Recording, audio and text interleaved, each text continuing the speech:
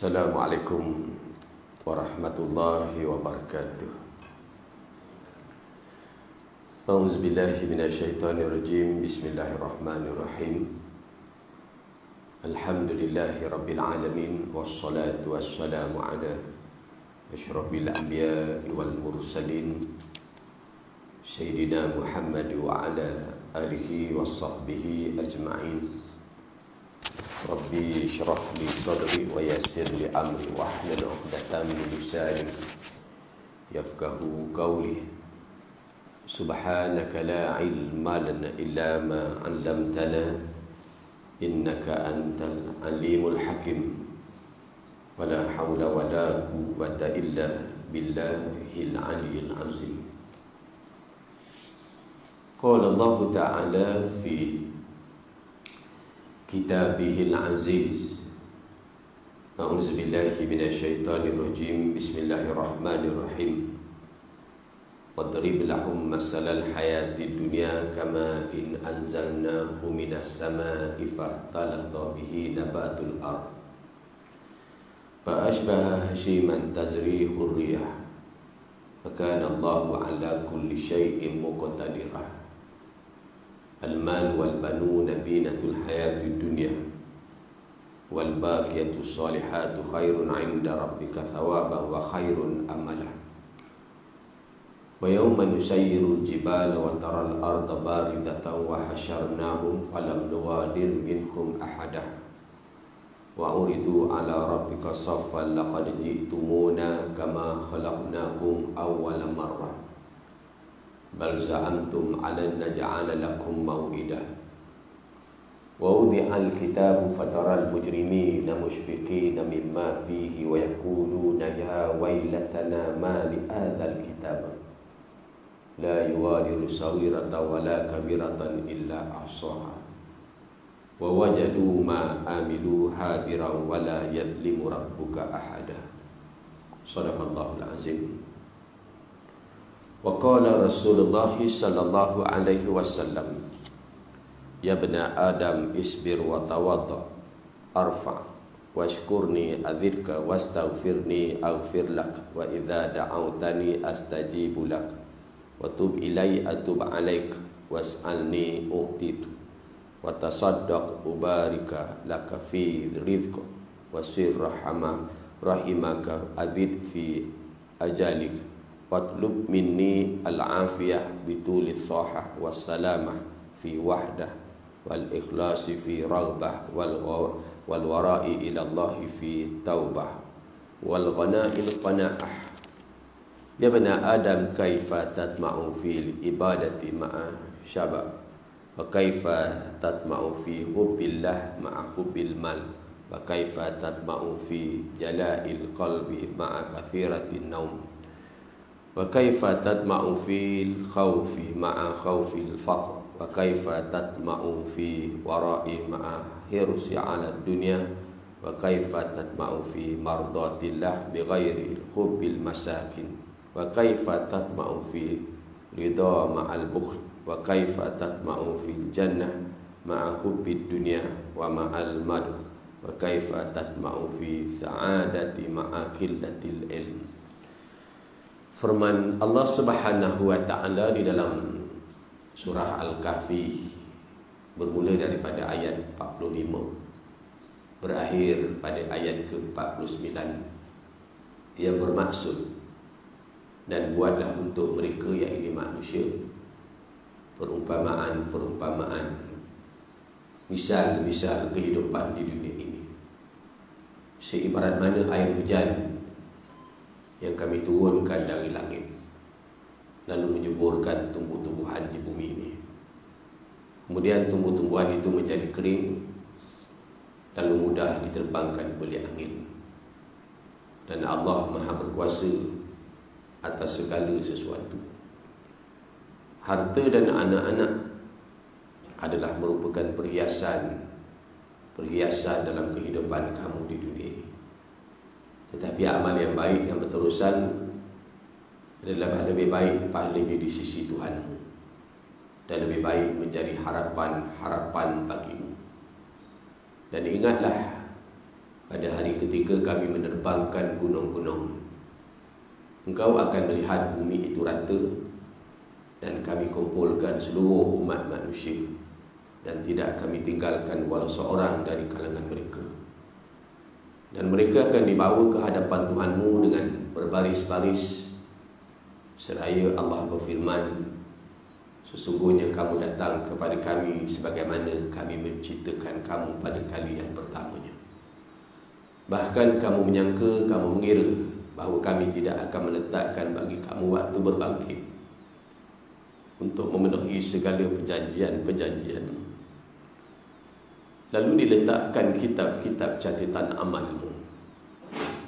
Lalu engkau akan melihat orang yang berdosa akan merasa ketakutan terhadap apa yang tertulis di dalamnya. Seraya mereka berkata, betapa celakalah kami. Kitab apakah ini? Tidak ada yang tertinggal, yang kecil maupun yang besar. Semuanya tertulis. Dan Tuhanmu tidak menzalimi seorang jua daripada kalangan kamu. Dan sabda junjungan besar kita Nabi Muhammad sallallahu alaihi wasallam dalam sepotong daripada hadis qudsinya dari kitab himpunan hadis qudsi Imam Al-Ghazali, hadis yang ke-19 yang bermaksud, wahai sekalian umat manusia, sabar dan tawaduklah, nescaya aku akan mengangkat darjat-darjatmu, dan bersyukurlah, nescaya akan aku tambah untukmu, dan minta ampunlah kepadaku, nescaya aku akan mengampuni dosa engkau. Jika engkau berdoa kepadaku, nescaya aku akan memperkenankannya, dan bertaubatlah, nescaya aku akan menerima taubatmu itu, dan memintalah kepadaku agar aku menunaikan segala permintaan-permintaanmu, dan bersedekahlah, nescaya akan aku berkati hartamu dan rezekimu, dan hubungkanlah tali silaturahim, nescaya akan aku tambah umurmu, dan mintalah kepadaku kesihatan yang berpanjangan, keselamatan dalam bersendirian, keikhlasan dalam keinginan, dan warak kepada Allah, dan taubah dan kaya dalam keadaan qanaah. Wahai manusia, bagaimanakah engkau ingin beribadat sedangkan engkau sentiasa kenyang? Bagaimanakah engkau akan mencintai Allah sedangkan yang engkau cinta adalah harta? Dan bagaimanakah engkau akan mendapat hati yang terang sedangkan engkau terlalu banyak tidur? Dan bagaimanakah engkau akan dapat takut, engkau akan takut kepada Allah kerana yang engkau takut ialah kefakiran? Dan bagaimanakah engkau ingin warak tetapi engkau tamak akan keduniaan? Dan bagaimanakah engkau akan suka keredaan Allah sedangkan engkau tidak mencintai orang-orang yang miskin? Dan bagaimanakah engkau akan berlapang dada sedangkan engkau sangatlah kedekut? Dan bagaimanakah engkau akan mengharapkan syurga padahal engkau cinta kepada dunia dan puji-pujian manusia? Dan bagaimanakah engkau akan memperoleh kebahagiaan akhirat sedangkan engkau sedikit ilmu pengetahuannya? Alhamdulillah, marilah sama-sama kita merafak syukur kehadrat Allah Subhanahu wa taala. Pada subuh Jumaat yang mulia ini, kita masih diberikan Allah Subhanahu wa taala kesempatan, keizinan oleh Allah, insya-Allah dapat lagi terus kita menumpang hidup di atas muka bumi Allah Subhanahu wa taala. Seperti mana yang selalu saya ungkapkan, bahawa sesungguhnya kehidupan ini merupakan suatu kesempatan. Kehidupan ini merupakan suatu modal. Modal yang kita miliki ini semakin hari semakin berkurangan, semakin hari semakin menyusut. Kehidupan kita selalu saya sebutkan, laksana mana kita menaiki kereta api. Semakin jauh kereta api itu berjalan, dia semakin hampir ke destinasi yang nak ditujunya. Semakin jauh kereta api itu berjalan, maka bahan bakarnya menjadi semakin berkurangan, semakin berkurangan dan semakin berkurangan. Maka sebegitulah usia kita ini semakin sedikit dan semakin sedikit. Kehidupan adalah merupakan satu kesempatan. Kehidupan adalah merupakan suatu modal. Dengan hidup kita boleh melakukan amal-amal kebaikan. Alhamdulillah, kita dihidupkan kembali oleh Allah dasarkan kepada ayat 60 daripada surah Al-An'am. Dialah yang menidurkan kamu pada waktu malam dan dia mengetahui apa-apa sahaja yang kamu buat pada waktu siang. Dia membangkitkan kamu pada waktu siang untuk menghabiskan sisa usia kamu. Kepadanya lah kamu semua akan dikembalikan. Lalu akan diberitahu kepada kamu apa-apa yang telah kamu lakukan di dunia ini. Itu kehebatan ayat-ayat Quran seperti mana yang tuan-tuan baca dalam surah Al-Kahfi tadi. Bila Allah menyebut, Qul hal nunabbi'ukum bil ahsyarina a'mala alladzina dhalla sa'yuhum fil hayatid dunya wa hum yahsabuna annahum yuhsinuna sun'a ulaika alladzina kafaru bi ayati rabbihim wa liqa'ihi wa habitat a'maluhum fala nuqimu lahum yaumal qiyamati amal. Kata Allah, sukakah kamu wahai Muhammad aku beritahu kepada kamu tentang orang-orang yang paling merugi perbuatan-perbuatan baiknya di dunia ini? Nak tak aku beritahu kepada kamu wahai Muhammad tentang orang yang paling merugi perbuatan baik di dunia ini, ataupun orang yang tersia-sia segala perbuatan baiknya di dunia ini, sedangkan dia menyangka, dia mengira bahawa dia telah melakukan sebaik-baik amalan.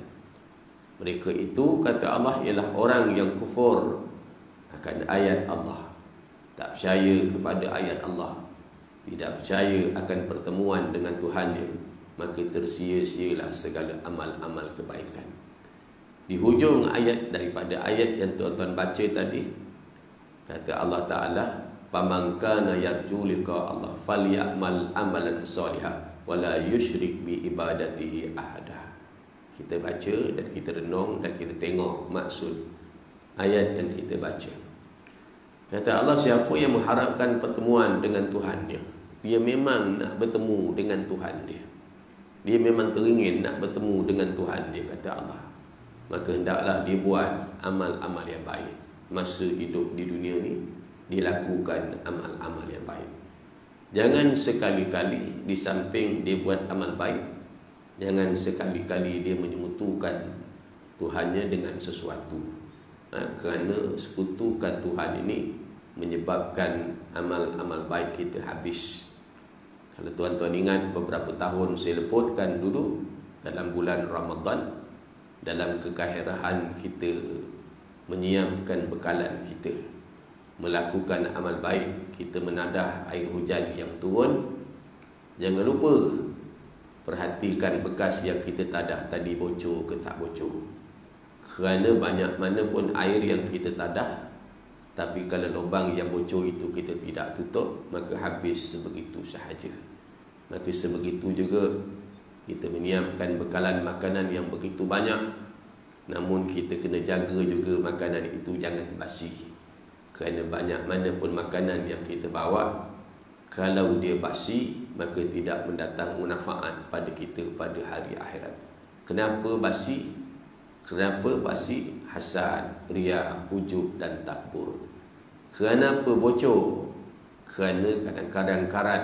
Sebegitu juga Allah menyebut kepada Nabi sallallahu alaihi wasallam, demi sesungguhnya wahai Muhammad, kalau engkau dan pengikut-pengikutmu mempersekutukan Allah dengan sesuatu, maka akan gugurlah segala amal-amal baik yang kamu lakukan. Allah beri teguran kepada kita dan kepada Nabi supaya jaga jangan sampai akidah kita ini rosak, tuan-tuan.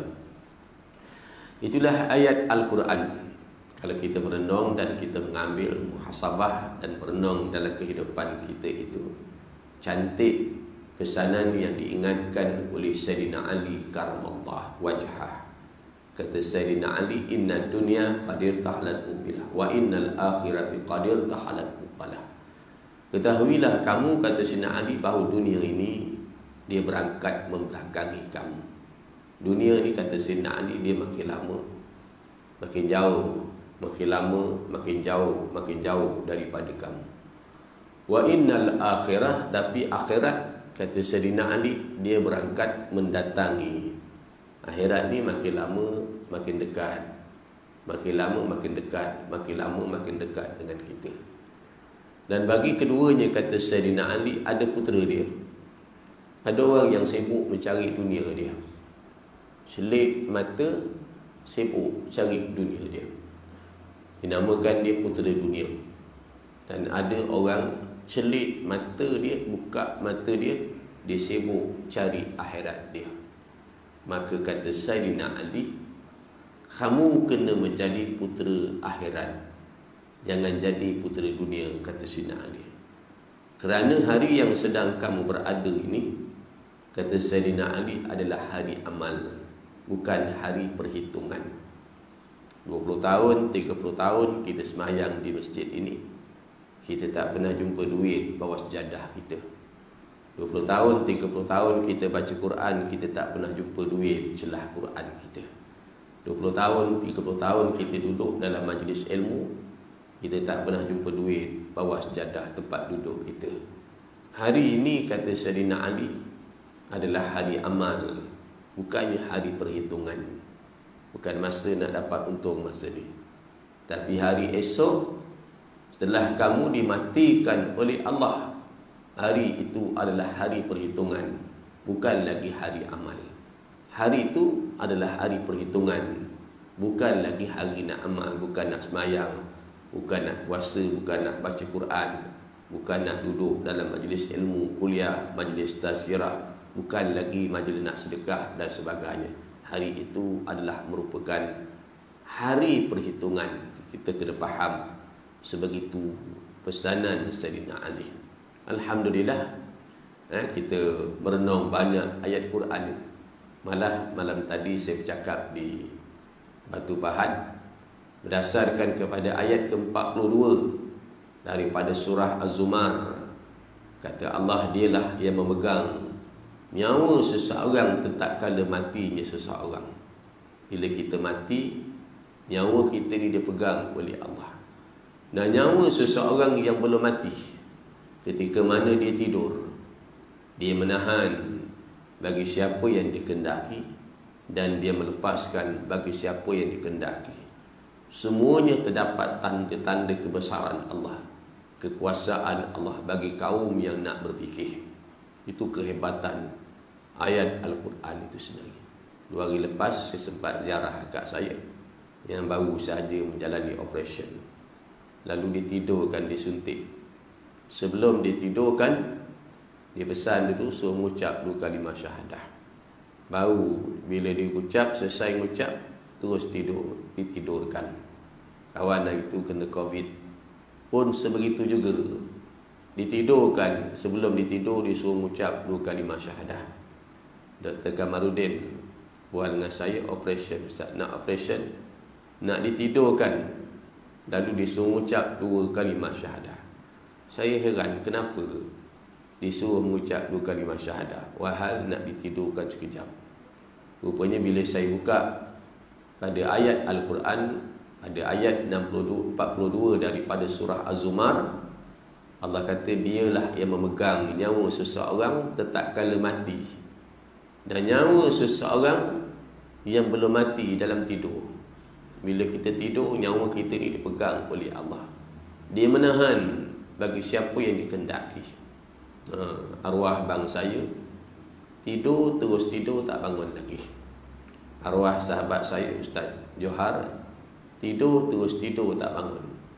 Arwah Haji Yaakob di Tanjung Gading tidur, terus tidur, tak bangun-bangun. Jadi dalam masjid, dalam kuliah, kalau boleh jangan tidur. Takut-takut Allah pegang nyawa, tak lepas, terus tidur terus, mati terus, tuan. Ini bukan gentam. Jadi bila tuan-tuan tidur, saya pun tumpang nak tidur juga, tuan-tuan duduk majlis ilmu ni, kan? Walau bagaimanapun, inilah kehidupan. Kita kalau nak badan kita segar, tuan-tuan, badan kita bertenaga, biasakan apa yang diajarkan oleh Nabi. Sebab biasanya kita tidur ni, dalam kitab Sahih Bukhari mengatakan, bersin tu datangnya daripada Allah, sangap tu datangnya daripada iblis. Bila kita tidur, maka iblis duduk menyelinap masuk di antara dua batang hidung kita ni. Maka sunat, amat sunat kita bangun pagi, kita selawat 3 kali, sedut ke hidung. InsyaAllah tak adalah kita ni, tuan-tuan, gitu dan gitu terus ni, tuan-tuan. Ni belum start kuliah, baru mukadimah aja, tuan-tuan. Walau bagaimanapun, tuan-tuan cubalah. Kalau tak percaya, cubalah, insya-Allah badan tuan-tuan tak akan rasa ngantuk, terutama je dengan kuliah. Tapi itulah, tuan-tuan, bagaimana disebut dalam ayat 60, itulah kehebatan. Allah kata dia yang menidurkan kamu pada waktu malam. Saya sebut hari itu saya berkuliah di Syah Alam. Bila sampai di sana, maka sahabat suruh saya tidur di hotel. Saya kata saya tak nak. Saya nak tidur di hotel Muslim, di masjid. Dia kata tak apa Ustaz, tidurlah di hotel. Saya kata tak apa, saya nak tidur masjid. Tidurlah hotel Ustaz, kata dia, kita bayar semua sekali. Tak apa, saya kata saya nak tidur masjid. Kalau ramai keluarga lain cerita, kalau seorang ni kita lebih suka duduk di masjid. Boleh niat itikaf. Tapi kalau tidur hotel nak niat apa? Dia kata bagilah sikit kita pahala Ustaz, kita nak pahala juga. Dia pun bayarkan, dia bagi saya kad. Ni kad Ustaz, Ustaz masuk aja hotel. Bila masuk tu tutup, cocok kad tu buka, tengok hotel. Rasa dulu tilam dia, punya lembutnya tilam dia, rasa dulu bantal dia, aircon, ada TV dan sebagainya. Duduk baring sana, pusing. Agaknya dapat lebih kurang setengah jam je tidur. Lepas tu bangun, duduk atas katil tu termenung. Akhirnya saya buat rumusan, betul lah Allah kata dia yang menidurkan kamu pada waktu malam. Kadang-kadang kita nak tidur tak boleh tidur. Kadang-kadang kita tak nak tidur, boleh tidur. Jadi tidur ni letaknya pada tilamnya ke, ataupun pada bantalnya ke, atau pada airconnya ke, atau pada selimutnya ke, pada mana sedapnya tidur ni? Jawabnya, pada nyenyaknya tidur. Pada nyenyaknya. Sebab tu kalau tidur dalam kuliah ni nyenyak, silalah tidur, tuan-tuan. Sebelum kita ditidurkan tadi. Ini bukan nak cakap, tapi nak bawa tuan-tuan berfikir dengan ayat Al-Quran yang kita baca sampai ayat keberapa tadi, imam kita terus sujud, tak ada apa-apa buat. Innama ayat yang tadi disebut tadi, bila sampai ayat tu semua orang sujud, tak ada rokok-rokok lagi. Itulah sifat orang yang beriman. Sepatutnya diambil ayat tu. Bagaimana sifat orang beriman bila dengar ayat Quran, sami'na wa ata'na, kami dengar dan kami taat. Kami dengar, ya Allah, kami taat. Ni panjang. Kalau saya kupas surah Al-Kahfi ni kan panjang cerita dia. Jadi kita ambil pendek-pendek aja, tuan-tuan. Malam tadi saya berada di Batu Pahat. Sekejap lagi saya akan ke Sempang Renggam, tak balik, terus sampai malam mungkin. Lepas tu sambung pula di Batu Pahat, entah pukul berapa balik rumah. Inilah rumah kita, kan? Tapi disebut hadis Nabi kata, nanti umat aku ni dia sayang 5 benda, kata Nabi, yang tak sepatutnya dia sayang. Semalam saya baca daripada surah Hadid, Allah Subhanahu Wa Taala bertanya, alam ya'ninil ladzina amanu an tahsha'a qulubuhum li dzikrillah. Belumkah sampai masanya, kata Allah, bagi orang yang beriman untuk secara khusyuk mengingati Allah dan mematuhi segala kebenaran yang diwahyukan kepada mereka. Allah Ta'ala tanya kepada kita manusia, belum sampai ke masa ni? Kalau zaman kita muda dulu, umur 20 tahun, kita tak nak pergi masjid, umur kita 20 tahun, kita tengah sibuk merempit. Umur 25 tahun, kita tengah sibuk menggatal, nak cari bini. Umur 30 tahun, kita tengah sibuk jaga anak, bela anak, sayang anak. Umur 40 tahun kita sibuk, minta maaf cakaplah pergi ke kebun 50 tahun. Umur 60 tahun kita dah duduk dekat warung dah. Maka bila lagi masanya kita ni nak ingat kepada akhirat, kepada Allah secara serius? Kalau ibarat tanah, kan saya sebut kepada tuan-tuan dulu, umat Nabi Muhammad ni Allah bagi sekitar 63 tahun umur. Bagi saya 63 tahun itu ibarat 63 ekar tanah. Apa yang tuan-tuan dah guna, saya dah guna, kita dah guna 63 tahun. Ada yang duduk dalam masjid ni mungkin dah gunakan 50 ekar. Ada yang guna dah mungkin 60 ekar. Apa yang tuan-tuan tanam, apa yang kita tanam, cuba tengok apa yang kita tanam 63 ekar tu. Apa dia? Kalau saya dah 55 ekar saya gunakan. Kalau ikut perkiraan lebih kurang ada lagi 8 ekar lah agaknya. Tapi kalau yang dah guna 60 ekar, bermakna tinggal 3 ekar. 3 ekar ni tinggal, kalau masih lagi tak nak makmurkan masjid, tak nak lagi duduk dalam majlis ilmu, tidak mahu duduk, Allahu Akbar. Tak tahulah bila lagi. Hari ni diuji. Mana-mana tempat saya pergi orang kata masjid kosong, masjid tak ramai. Malah kita tengok dalam suasana semalam saya kata di Selangor banjir besar yang melanda.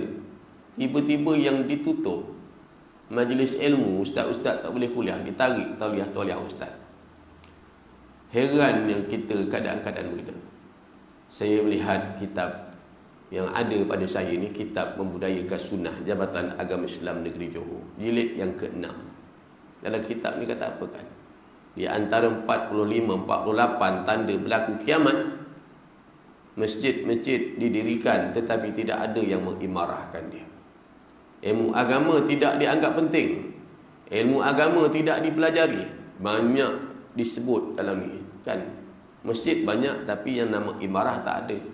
Walaupun diuji sebegitu hebat, bila lagi nak pergi masjid? Itu keadaan yang kita fikir pada ayat yang saya baca daripada surah Hadid ayat ke-16. Bila saya duduk menang ayat ni, semua dah berubah dah. Muka kita dah berubah, badan kita dah berubah, rambut kita dah berubah, tenaga kita pun dah berubah, bentuk jalan kita pun dah berubah, kan? Kulit-kulit kita pun dah berubah, mata dah kabur, kulit dah kendur, gigi dah gugur, uban dah bertabur. Tapi bila perangai kita ni nak mula berubah, ingat akhirat secara serius. Itu persoalan dia. Bila lagi? Kan? Kan orang jeram takkan banyak ni aja orang jeram. Kalau nak ikutkan kepada orang jeram, takkan banyak ni sahaja orang jeram. Nanti orang marah bila kita cakap, orang marah tuan-tuan. Tuan-tuan yang dapat masuk masjid ni, dapat pergi masjid, alhamdulillah dah tuan-tuan. Pergilah masjid ni selagi kita boleh pergi. Jangan jadi satu tempat saya pergi tuan-tuan, ajak-ajak tak nak pergi, ajak-ajak tak nak pergi. Sekali tu dia pergi tuan-tuan, betul-betul duduk di sop yang paling depan sekali, depan imam. Orang kampung Siak terperanjat, duduk betul-betul depan imam tuan-tuan. Mati dah rupanya, berada juga pergi ke masjid. Itu persoalan yang besar yang Allah Ta'ala tanya kepada kita ni tadi. Semua dah berubah, badan dah berubah, makin tua, makin dah tak kuat, mata pun dah kabur, kulit pun dah kendur, gigi pun dah gugur. Tapi perangai masih lagi kadang-kadang tak berubah. Maka Allah Ta'ala bertanya kepada kita dalam surah Hadid ayat ke-19, Allah Ta'ala tak sebut dah. Bila lagi kita nak mematuhi segala kebenaran yang dapat dalam Al-Quran itu tadi? Bila lagi agak-agaknya kita nak patuh ke semua kebenaran yang ada dalam Al-Quran? Memang hari ni suasananya tak ramai. Saya sebut semalam kita tengok suasana banjir yang berlaku. Kawan-kawan semua sibuk pergi sana, beri ulur bantuan. Dengan tanah ni macam mana ustaz? Inilah kekuasaan Allah, saya kata. Ma asaba min musibatin, setiap bencana yang menimpa di bumi, kata Allah pada ayat ke-22 daripada surah Hadid, semuanya telah tertulis di dalam kitab yang ini Lauh Mahfuz sebelum berlaku sesuatu perkara itu, kata Allah. Ialah kita tengok wabak COVID-19 belum aman lagi. Tiba-tiba hari itu kita tengok aksiden berlaku kemalangan. Lebuh Raya Elit tu panjang tuan-tuan. Saya dekat 15 tahun berulang kuliah dekat sana tu. Lama kuliah. Lama tempoh masa. Sepanjang-panjang lebuh raya tu, macam mana kereta tu boleh rosak dekat situ? Satu. Yang kedua, macam mana trailer tu boleh parking sepanjang-panjang lebuh raya berapa puluh kilometer tu, boleh parking atas kereta tu? Kan pelik kan? Tapi bagi orang yang memahami dalam ayat ke-22 daripada surah Hadid, ma asaba min musibatin, setiap bencana yang menimpa di bumi, yang menimpa kepada dirimu sendiri, kata Allah, semuanya telah tertulis dalam kitab, iaitu Lauh Mahfuz. Agar kamu tak rasa terlalu bersedih hati.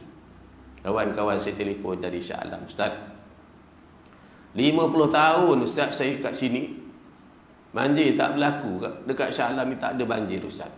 Tapi kali ni Shah Alam banjir Ustaz. Shah Alam ni banjir Ustaz. Macam mana begitu hebat. Kawan saya kata kereta saya 4 buah Ustaz. 4 buah tenggelam air. Tuan-tuan tengok tak bagaimana kalau kita buka dalam Quran, iza zulzilatil ardu zilzalaha wa ahrajatil ardu athqalaha wa qala al insanu ma laha, sampai akhir ayat.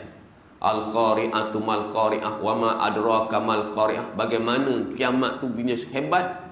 Kata Allah, bumi manusia, kata Allah, berterbangan seperti mana kupu-kupu berterbangan. Dan gunung-gunung ni, kata Allah, dia akan jadi, kata gunung ni terbang seperti mana bulu dihamburkan.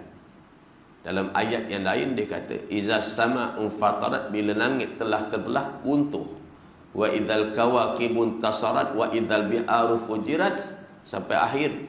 Dalam ayat yang lain kata, unta-unta yang bunting ditinggalkan. Unta bunting ditinggalkan. Saya dulu bila baca kata unta bunting, kiamat ni unta bunting orang tinggalkan. Macam mana orang boleh tinggalkan unta bunting? Sedangkan kalau kita bela, tuan-tuan, kalau saya bela kambing, saya suka beli kambing yang bunting. Kerana bela tak lama, sebulan 2 bulan dia beranak. Tapi kiamat tu berlaku, unta yang bunting ditinggalkan. Kita tak terfikir, nak manusia nafsi-nafsi. Tengok dalam peristiwa banjir, tuan-tuan, bagaimana banjir tu baru banjir, kereta-kereta mewah orang tinggalkan, melambak. Tengok dalam gambar media sosial kan, melambak kereta-kereta yang mewah tu ditinggalkan. Itulah yang Allah sebut dalam surah Al-An'am ayat ke-94. Walaqad ji'tumuna furada kama khalaqnakum awwala marrah wa taraktum ma awwalnakum wara'a zuhurikum wa ma nara ma'akum syufa'akum alladhina za'amtum annahum fikum syuraka laqad taqatta'a bainakum wa dhalla ankum ma kuntum taz'umun. Allah kata, demi sesungguhnya kamu mesti akan datang kepadaku, mesti datang pada hari kiamat dalam keadaan sendiri-sendiri, seorang-seorang, dan kamu tinggalkan di belakang kamu apa yang aku dah bagi masa kat dunia. Rumah besar, tuan-tuan tengok, ada rumah yang 400,000, ada rumah yang 500,000, ada rumah yang 1 juta. Tuan-tuan nampak tak masa banjir hari itu, kereta ditinggalkan begitu-gitulah, habis tenggelam kereta. Rumah ditenggelam. Kata kawan saya semalam, Ustaz, bayangkan masjid-masjid, dia kata 2 tingkat, air naik 1 tingkat Ustaz. Rumah habis Ustaz, habis sampai ke atas tu Ustaz. Rumah ditinggalkan. Dan kita di Malaysia khabarnya 48 kematian. 48 kematian. Anak ada yang bapa tinggalkan anak, ada yang tinggalkan isteri, masing-masing nak selamatkan diri dia sendiri.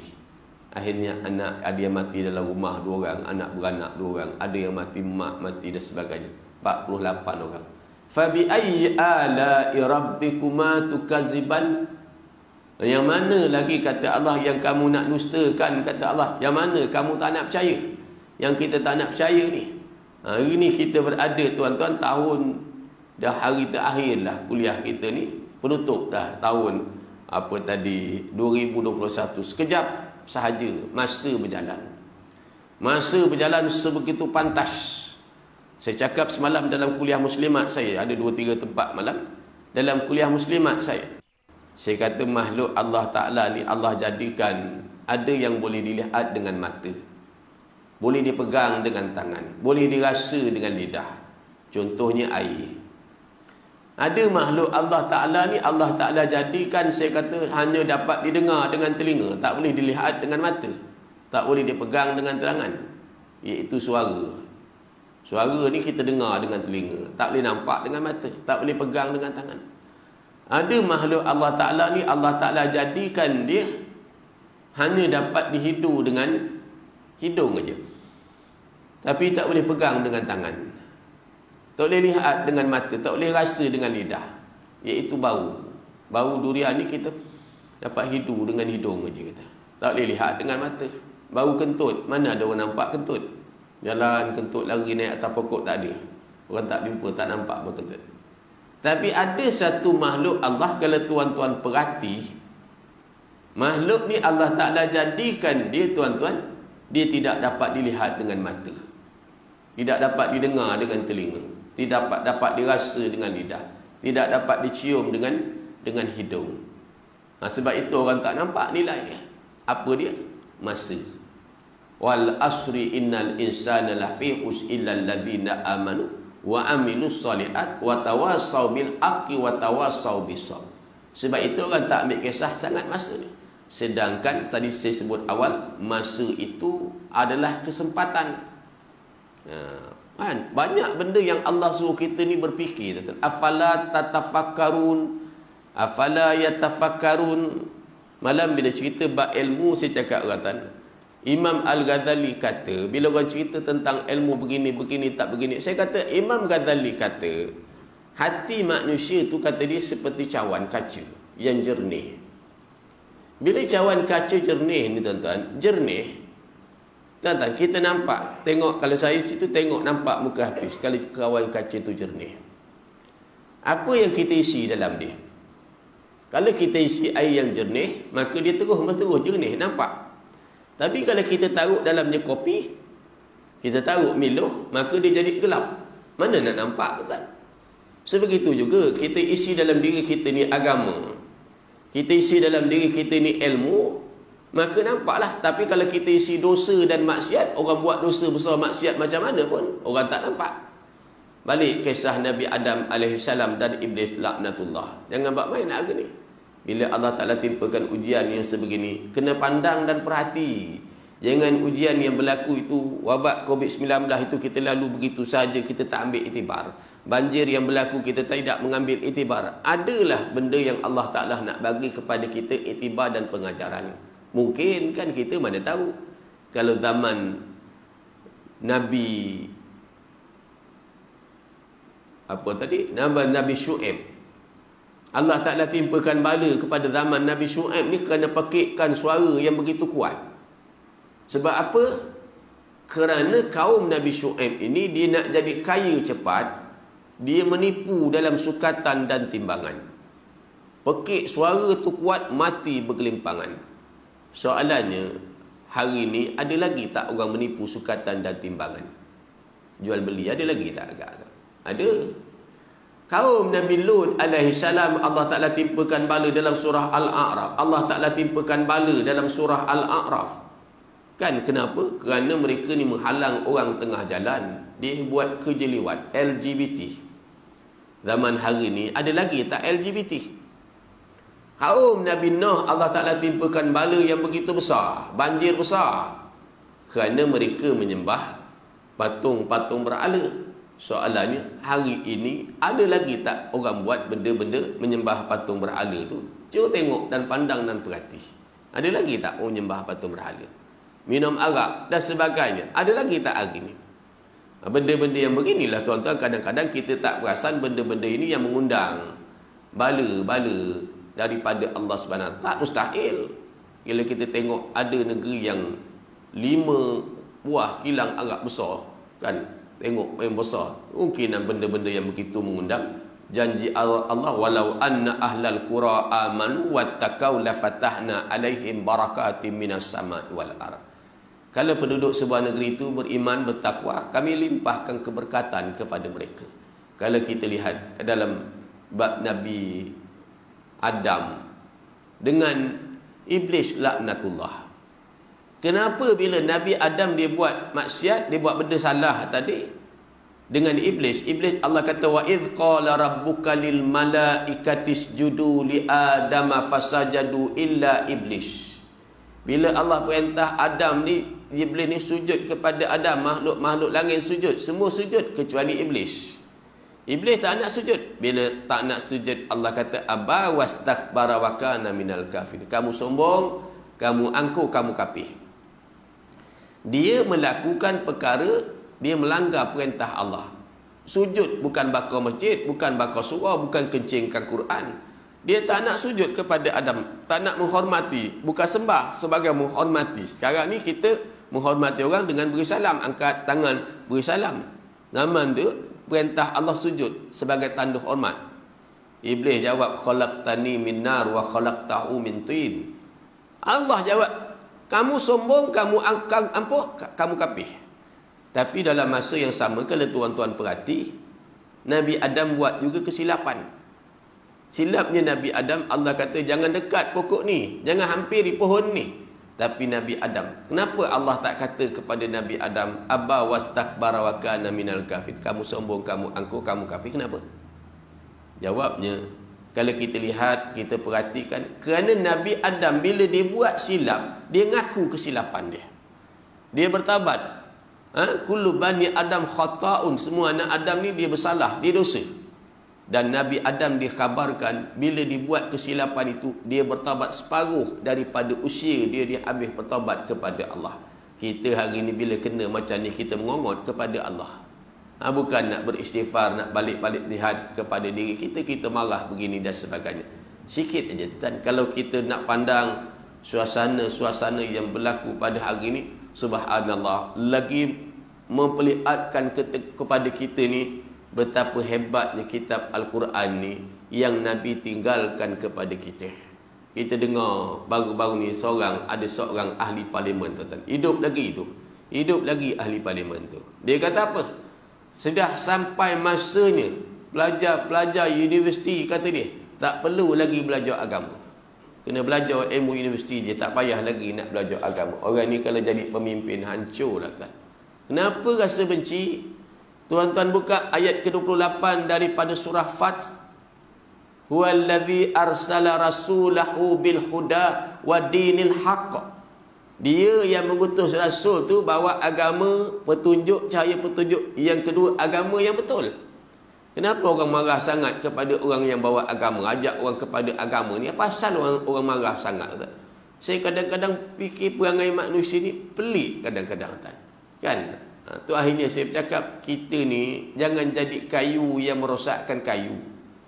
Dia tanya saya, macam mana kayu boleh rosakkan kayu Ustaz? Orang tebang pokok, saya kata gunakan kapak. Ulu kapak tu kayu. Kadang-kadang orang Islam sendiri yang merosakkan Islam, mencemarkan Islam. Habis dia kata, Ustaz kuliah ngentam orang.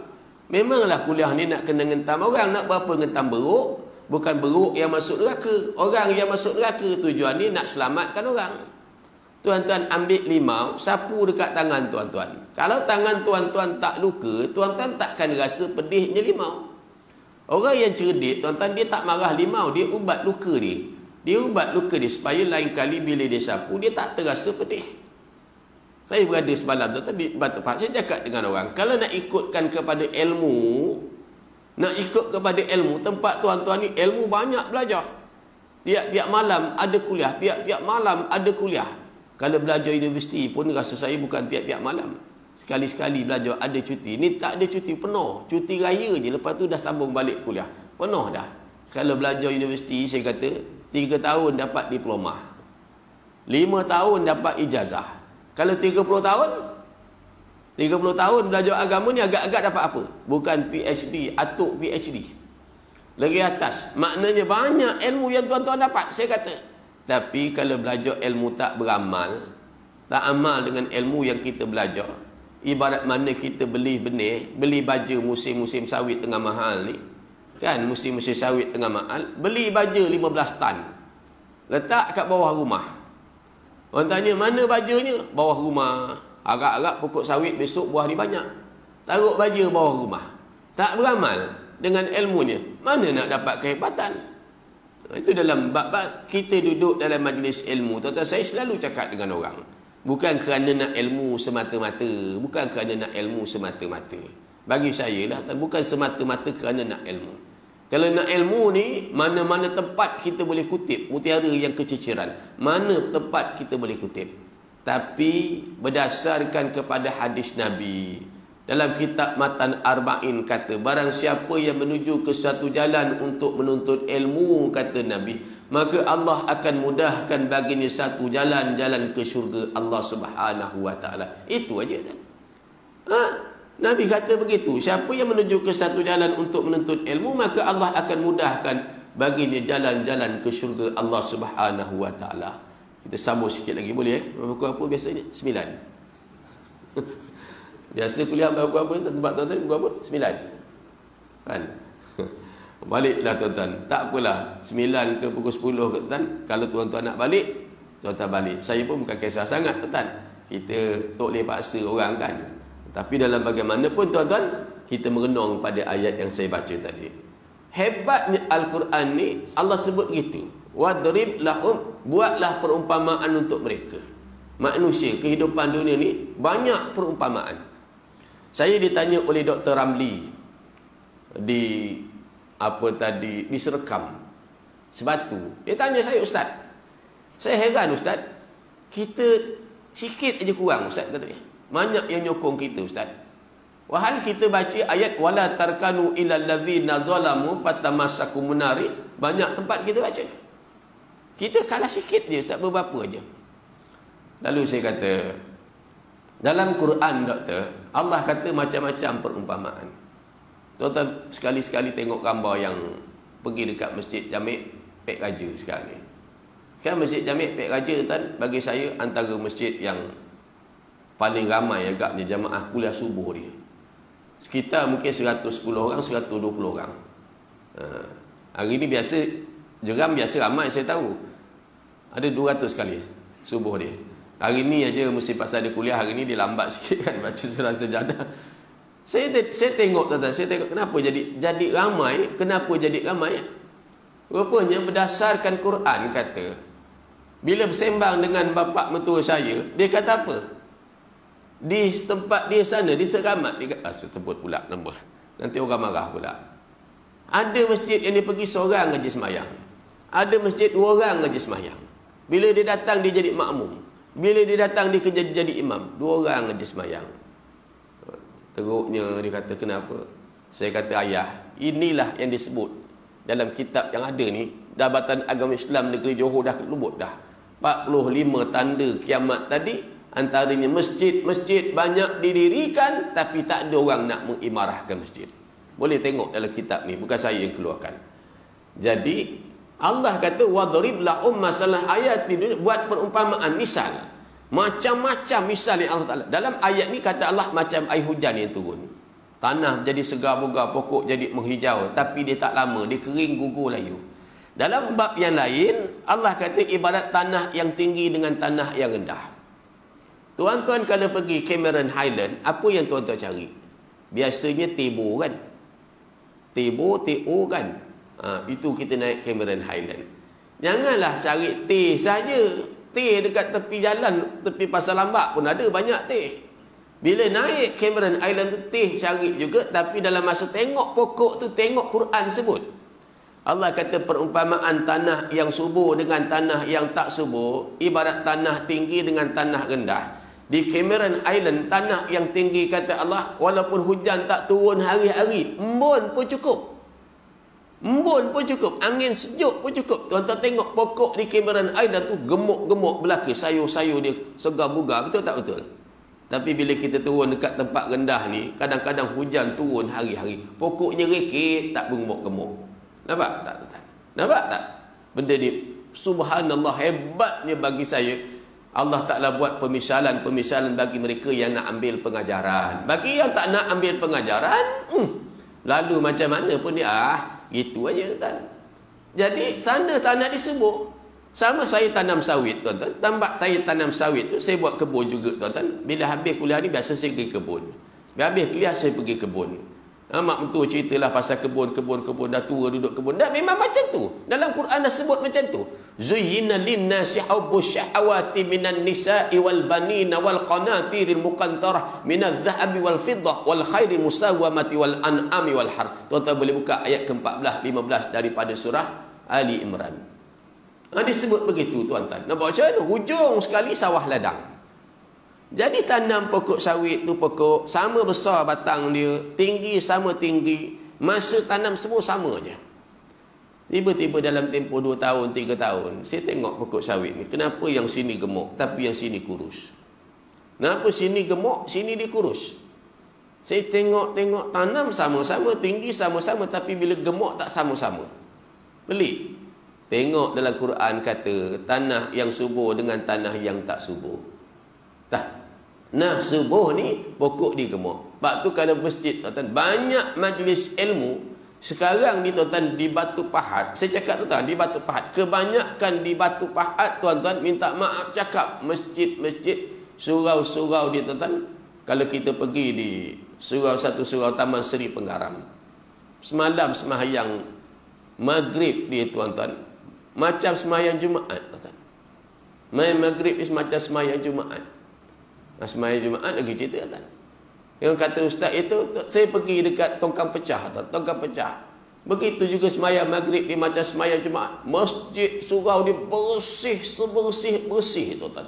Bersih, sebersih-bersih sangat dia, tuan-tuan. Kenapa? Kerana majlis ilmu dia banyak. Tanah dia subur. Kalau tanah tadi makna tanah tak subur, tuan-tuan nak buat apa? Cangkul.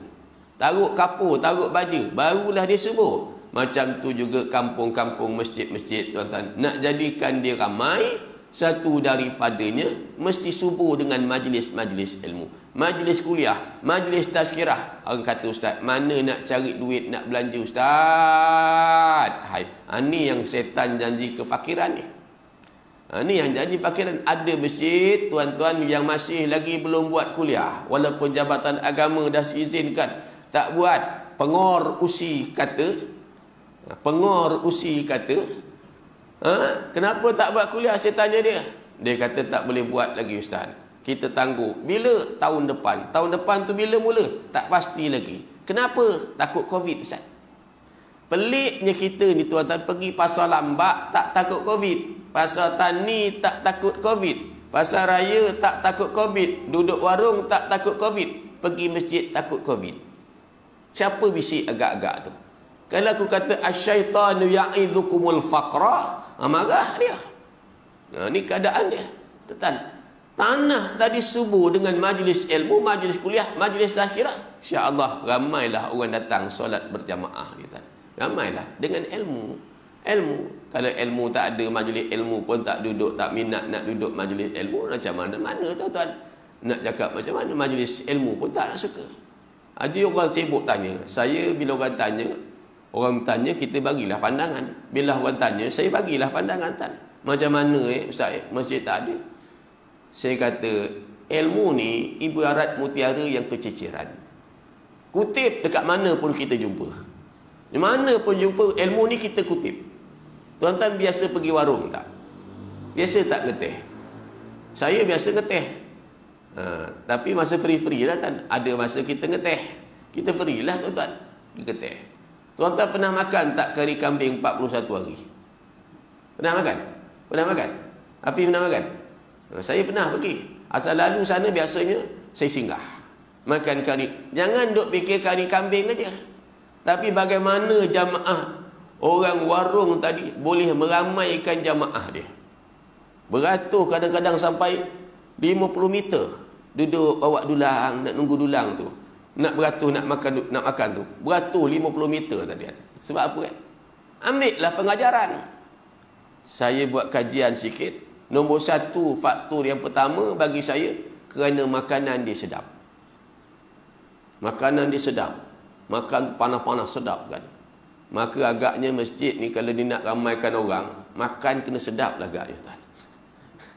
Ni bukan gentam.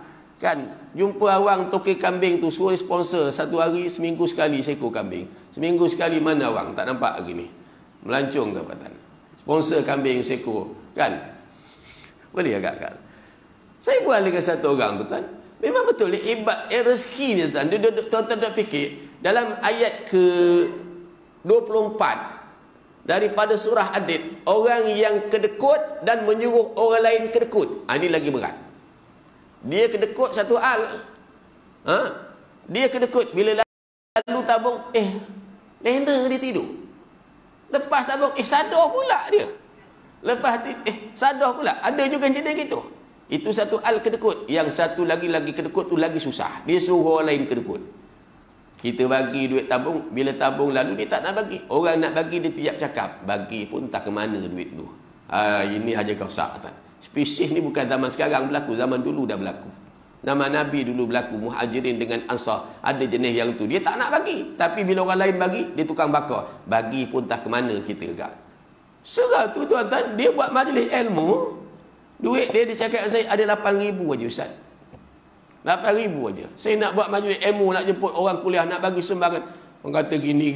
Saya buat juga Ustaz. Sekarang ni di surau saya, kata dia, ada 23 kuliah Ustaz. Itu kira kuliah malam aja 23 kuliah Ustaz. Kan? Ustaz tahu tak, setahun saya pegang surau ni, duit surau ni ada berapa Ustaz? Saya mana tahu, saya kata, bukan tiba urusan saya, saya tak tahu. Saya kata duit surau saya setahun saya pegang Ustaz, dengan majlis ilmu yang begitu banyak, ada 41,000 Ustaz. Nampak? Macam mana jadi macam tu Ustaz? Saya pun tak tahu. Saya kata, pokok ni kalau dia naik, Haji Cantas, dia keluar cabang 2. Cantas lagi, dia keluar cabang 4. Ini keberkatan.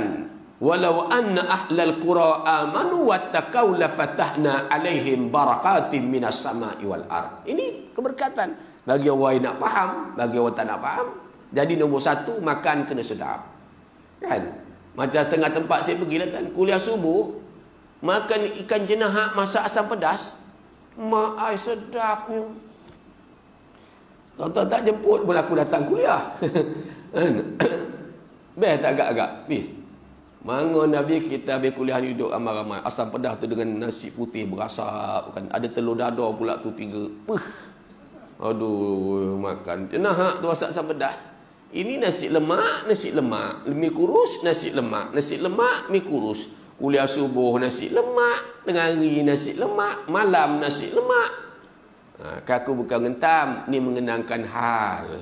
Dan wallahu a'lam. Yang pertama. Yang kedua, layanan. Bila kita pergi masjid ni, layanan tu tuan, kadang-kadang pergi masjid ni muka kita tengok senyum lah. Jumpa orang senyum lah, ini muka macam belontok payah. Kita layanan tu penting tuan. Khabar dari mana Ustaz? Sihat? Kalau saya pergi kat Shah Alam, saya bukan nak benda yang baik kita ambil, mesti ada kececeran. Pergi Shah Alam tuan, jumpa encik daripada mana encik? Apa ada urusan kita datang sini, kita datang masjid. Mesra Alam. Ada satu masjid saya pergi datang. Saya tak sebut masjid mana. Ni dekat negeri Pasir Berdengung. Pergi. Kita berhenti semayang. Dia tengok kita atas bawah. Dia kata, apa pasal awak masuk masjid?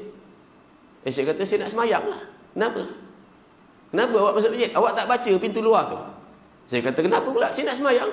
Macam mana awak boleh masuk dalam masjid ni, kata dia. Saya kata, pintu masjid tu terbuka. Saya masuklah.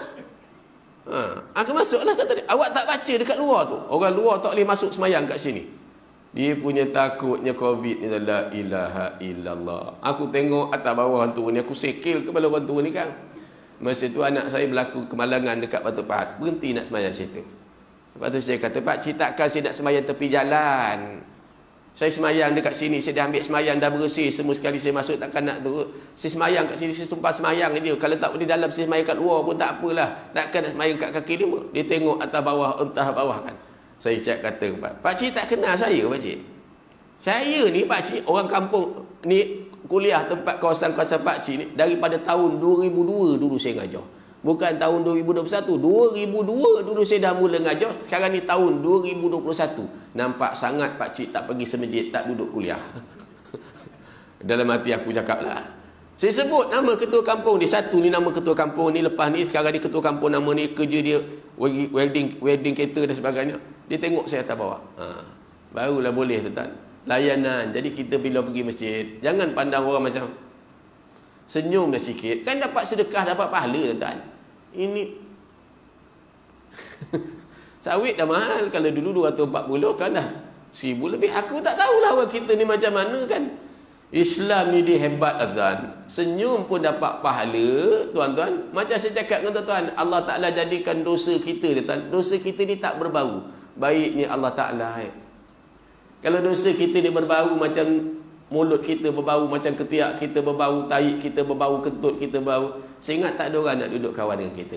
Tapi baiknya Allah, dosa kita banyak mana pun tuan-tuan, dia jadi tak berbau. Bila tak berbau, kita ingat kita suci dalam debu. Kita ingat kita bersih, tak ada dosa tuan. Kita pandang orang macam tu je tadi. Yang kedua. Yang ketiga, bagi saya faktor iman lain macam tuan-tuan ni, iman dah mantap dah tuan. Iman dah mantap, tak ada makan pun tuan-tuan datang. Saya dah yakin tuan, iman dah mantap. Pasal dia dah sampai ke muncak ni kan. Yang ketiga, faktor masjid nak ramai orang, saya kata Ji, bersih. Kalau masjid tu bersih, ramai orang. Ramai orang. Kita masuk warung, sedap makan kari kambing dia. Tiba-tiba atas meja tu ada 4 ketul tahi orang. Ada tahi orang atas meja tu. Tuan-tuan makan tak agak-agak? Makan tak agak-agak? Tak ada. Kita bersih, masjid bersih, tuan-tuan, masjid bersih. Orang pun seronok pergi masjid. Suka, sedap nak pergi masjid dan sebagainya. Ni boleh lagi ni. Dan nak pukul 8 lah tuan. Tak ada orang kuliah sampai pukul 8. Jadi saya tak baca hadis. Tapi dalam ayat yang tadi saya sebut tadi, cukup daripada surah Al-Kahfi itu menceritakan tentang 5 fasa kehidupan. Tapi betul lah hadis ni kata, kalau kamu dah cinta kepada yang lain, kamu dah sayang yang lain, macam mana kamu nak sayang kepada Allah? Macam bini kita lah tuan-tuan. Zaman dulu-dulu kita masih bertunang, Fiz, ingat tak dulu? Kenapa kita bertunang dengan bini kita? Sebab kita rasa dia paling cantik. Betul? Betul tak betul? Bila kita dah nampak dia cantik, kita nampak yang lain tak cantik. Jadi hari ni kita nampak bini kita dah tak berapa cantik. Tu yang kita tengok yang lain cantik. Betul tak betul kan? Pasal kita tengok bini kita dah tak berapa cantik. Dulu 18, 14, 18 agaknya. Sekarang 40, 80, 120. Jadi kita tengok yang lain dah cantik. Bini kita dah tak berapa cantik. Sebegitu juga tuan-tuan, bila kita tengok dunia ni dah cantik, Allah beritahu, wamal hayatud dunya illa qalil, illa mata'ul ghurur. Kesenangan menipu. Allah beritahu dah, jelas. Bila kita nampak dunia ni cantik, maka kita nampak akhirat dah tak berapa cantik. Sebab itu kita tak kejut akhirat. Jadi dunia ni jangan pandang dia cantik. Dunia ni sekadar itulah titik yang sikit tadi tan. Illa mata'ul ghurur tadi. Bukan suruh buang. Saya tak pernah suruh buang dunia. Tapi dunia ni kalau kita dah nampak lelah hati kita dunia ni cantik, yang lain akhirat kita dah tak, kita lupa dah. Tapi kalau kita tahu alah dunia ni, alah ini aja, illa menipu, kesenangan yang kejap aja kan. Macam saya cakap dengan tuan-tuan lah, macam mana orang boleh suka tengok orang main bola? Aku pelik tau. Ramai ustaz-ustaz pergi Kuala Lumpur tau tengok JDT lawan ramai ustaz-ustaz pergi, aku tak pergilah kan. Aku tak pergi, aku tengok dalam tu aja dalam. Tapi tengok sebab apa kan? Mana sedapnya main bola tu kan. Dia kejar macam nak mati ni. Berpeluh-peluh mencungap dah dapat disepak bola tu. Jauh lagi, ramai-ramai kejar, sepak lagi. Kita pun go. Betul tak betul? Cantik tuan-tuan balik, ambil slipper, suruh imam baling. Kita pun lari ramai-ramai kejar slipper tu. Baling lagi sampai dekat kari kambing tu, orang kata apa agak-agak. Agak-agak orang kata apa? Dah tak berapa empuk ke orang masjid ni. Main baling slipper, ramai-ramai kejar. Dapat lagi, baling lagi, kejar lagi. Tapi itulah dunia. I'lamu amlamal hayatud dunya la'ibun wa la'u wa zinatu wa tafakhurum bainakum. Tapi dalam pasah hadis ini, dalam kitab ni kata apa? Dia tetap sebut 5 pasah. Kehidupan, kata Allah, ibarat hujan. Kemudian Allah sebut pasal yang kedua, harta dan anak-anak, kata Allah, merupakan perhiasan dalam hidup kamu di dunia ini. Pasal yang ketiga, kata Allah, ingat hari ketika kami menerbangkan gunung-gunung. Nampak? Dia tak lupa cerita dunia aja. Tapi dimulakan fasa yang pertama, i'lamu annamal hayatud dunya. Hidup dunia ni kata Allah ibarat air hujan yang kami turunkan dari langit, menjeburkan tumbuhan. Tak lama kita tua terkeput dimakan di tanah. Kemudian fasa yang kedua Allah beringat, al-mal wal banuna zidatul hayatud dunya. Harta kata Allah, anak-anak kata Allah merupakan perhiasan dalam kehidupan kamu kat dunia ni. Tapi amal baik yang berterusan kata Allah lebih baik di sisi Tuhanmu dan lebih baik menjadi harapan bagimu. 2. 3 kata Allah, fasa ketiga, ingat pada hari kami menerbangkan gunung-gunung, kamu akan tengok bumi itu rata kata Allah. Dan kami kumpulkan seluruh umat manusia, kami tak tinggal walaupun seorang dari mereka. Mereka dibawa ke hadapan Tuhanmu dengan berbaris-baris, seraya Allah berfirman, kamu datang kepada kami sebagaimana kami ciptakan kamu pada kali yang pertamanya. Telanjang ni wal bulati. Bahkan kamu menyangka, kamu mengira kami tidak meletakkan bagi kamu waktu berbangkit kata Allah, bagi memenuhi segala perjanjian. Tengok bayi ni bila lahir, biasanya tangan dia genggam. Saya tak pernah jumpa bayi lahir tangan dia terbuka. Biasanya genggam. Maka kata para alim ulama, itulah genggam perjanjian. Saat di alam roh manusia genggam janji bagi memenuhi segala perjanjian kata Allah.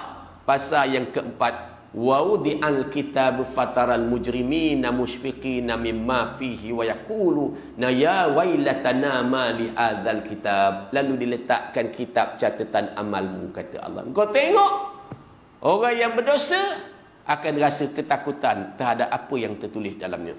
Subhanallah. Bagi orang yang nak mengkaji Al-Quran ni, nak meliti. Kita dulu zaman muda-muda bis bawa diary. Ingat tak dulu? Diary. Apa-apa tengok diary. Aku pun sama. Dulu jadi cikgu, bila jadi cikgu jalan dengan bangga diary, catat apa nak buat tu. Catat. Betul. Tapi dah sampai ketua ni tak mana ada lagi diary. Siapa di sini ada diary lagi? Tak ke mana lempar dah tuan. Kita tulis pun tak habis tulis tuan. Bila kita tak tulis, kita ingat tak ada orang tulis. Sebab itu hari ni orang buat jahat. Kita ingat tak ada orang tulis. Tapi Allah kata kiraman katibin ya'lamuna ma taf'alun innal abrara lafi na'im wa innal fujara lafi jahim. Nampak? Ada je kiraman dan katibin yang sentiasa mencatat amal perbuatan kita. Malas setiap patah perkataan yang kita bercakap, kita senyum dengan orang, semuanya catat. Sebab itu pentingnya agama. Kalau nak jadi pemimpin, nak pilih pemimpin, jangan ada orang kata, Ustaz, saya tak ambil kisah ni Ustaz. Orang yang tak ambil kisah memilih pemimpin ni, seibarat orang yang tak ambil kisah dia nak memilih driver bas. Tak apalah Ustaz, walaupun dia gila, yang penting saya naik perian. Jemati kita. Walaupun dia buta, pengalaman dia banyak Ustaz. Naiklah, aku mana tahu. Ibarat orang tak pilih. Macam imam dah. Imam tak ikut imam ni, pilih tak imam? Kena imam baca siratal ladzina an'amta alaihim. Apa tuan-tuan buat? Aku nak tanya. Agak-agak buat apa? Mufarakah. Kan? 5 minit je. Imam baca Fatihah bagus. Kan? Baca semua bagus. Baca bila sampai surah Fatihah, siratal ladzina an'amta alaihim, kita mufarakah. Kan? Ataupun dia baca Fatihah, habis waladdallin, tuan-tuan pun semua amin. Ditukar rentak. Negaraku.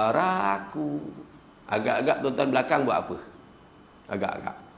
Ada satu kawan saya, orang Bakar ini juga, kita ikut dia juga Ustaz, pasal dia imam kita. La ilaha illallah. Kau kalau nak sengal pun, saya kata jangan lebih, sikit-sikit aja sengal. Dia kata kita ikut juga Ustaz sebab dia imam kita. Siapa ngajar kau? Imam dah tak betul, macam mana kau nak ikut? Jangan jadi macam orang asli.